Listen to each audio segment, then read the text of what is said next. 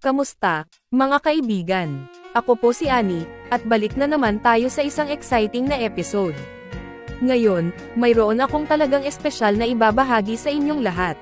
Ito ay napapanahon kaya, kumuha ng tasa ng kape, mag-relax, at simulan na natin ito. Ang aking ibabahagi sa inyo ngayon ay tungkol sa SOTO Law. Ano nga ba ang SOTO Law?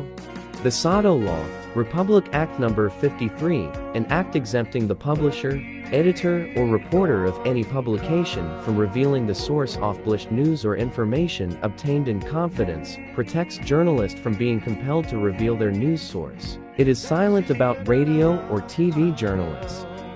Ang SOTO Law, na kilala rin bilang Republic Act No. 53, ay isang batas na nagbibigay proteksyon sa mga mamamahayag sa Pilipinas.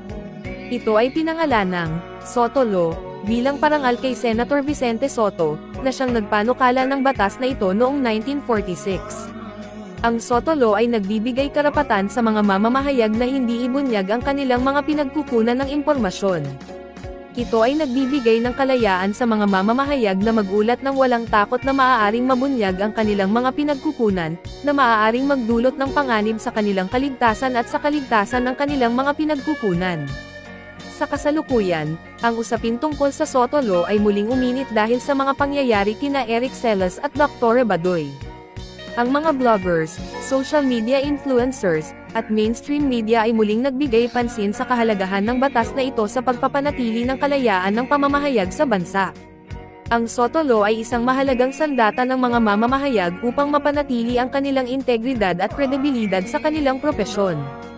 Ito rin ay nagpapakita ng kahalagahan ng malayang pamamahayag sa isang demokratikong bansa tulad ng Pilipinas. Hanggang dito na lamang po muna tayo. Maraming salamat sa inyong oras at pagtangkilik. Ako po ang inyong lingkod, Teacher Annie. Sana po ay may natutunan kayo sa ating talakayan ngayon.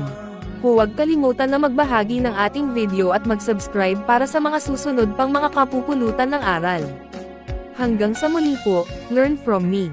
Maraming salamat po at magkita-kita tayo sa susunod na video. Ingat po kayo palagi.